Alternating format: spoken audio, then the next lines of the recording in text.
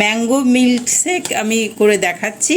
আমি আম কুচিয়ে রেখেছি, খোসা ছাড়িয়ে। এবার এটা মিক্সিতে ব্লেন্ড করে নেব, আর কিছুটা রেখে দেব গার্নিশিংয়ের জন্য।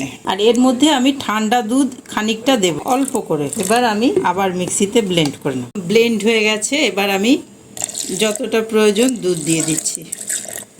আর এতে আমি চিনি গুঁড়িয়ে রেখেছি, গুঁড়োনো চিনি স্বাদ অনুসারে দিয়ে দেব।